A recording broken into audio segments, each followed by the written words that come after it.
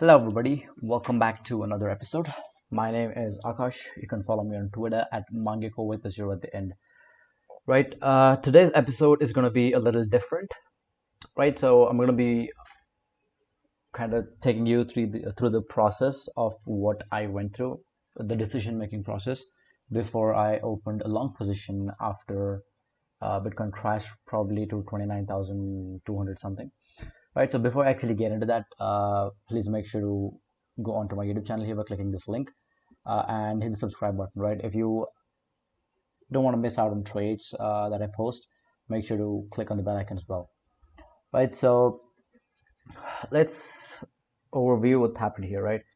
I was looking at this particular range for quite some time, right? I was kind of unsure about where this range would go and if this would even actually play out, right? So I kind of kept it to myself, except until like a few minutes ago when I actually, after this crash took place, that's when I posted this setup, right? So I was looking at this range, and as I always mentioned, right, range bound moves usually are very easy to kind of spot. Like once you spot them, they're kind of easy to navigate, like and trade and that kind of stuff.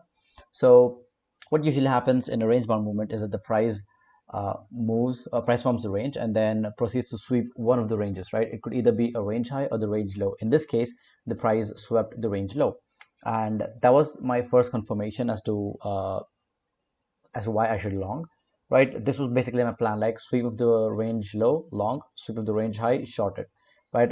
And I kind of was scalping all day from here to here, but what actually happened is that the price kind of showed a lot of weakness around here, and then things started to wane, which kind of made me feel like we're gonna get another move like this. So I kind of like stayed away from the market and also was hitting the gym. So and when I actually came back home, I was price was somewhere around here, and the price tanked quite a bit, right? And I posted a tweet about how for the knife catchers, right? These are the levels that you kind of have to look at. Like this is where you open swing long positions and not just scalp long positions, right? You open the positions and then just forget about it, right? So yeah, I posted this and then I quickly posted this chart because the price was crashing quite a bit and I was going to long, as I mentioned here, right?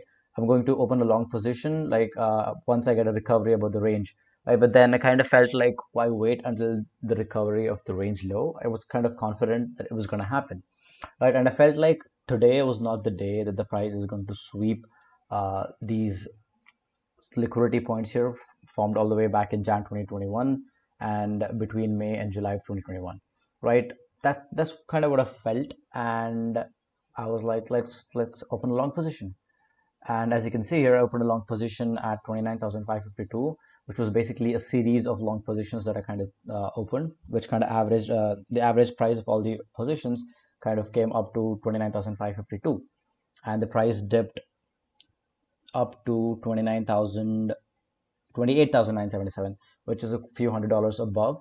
So things turned out pretty good. I waited for the price to go up here, and then I checked out my chart here on TradingView, and we were around the 50 retracement level here of this particular range. So I kind of felt like there's going to be a lot of weakness around here, which kind of made me feel like I should close the position, and that's what I did. I closed the position, and yeah, that's pretty much it. That's the rest is history. I kind of made a quick buck, and that's where I'm leaving this at, right?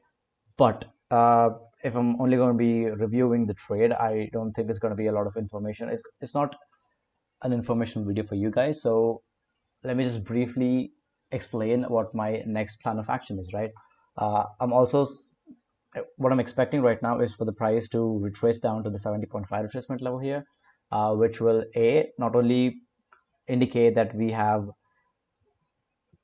successfully flipped above it, but retesting it as a support level basically confirms that it is now a support level. So a move down to 70.5, probably a wick retesting the range low at 29,720 would be a good sign, right? That's the next long opportunity that I'm kind of looking at. And if I am glued to the,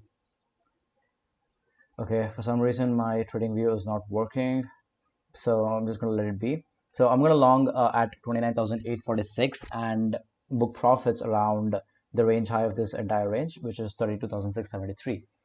So that's what I'm expecting from Bitcoin in the next couple of hours or so.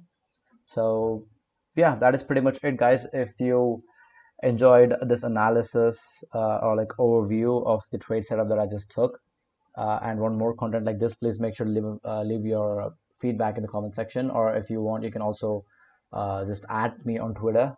My handle is Mangeko with a 0 at the end. Have a great day. Don't get chopped out, and peace.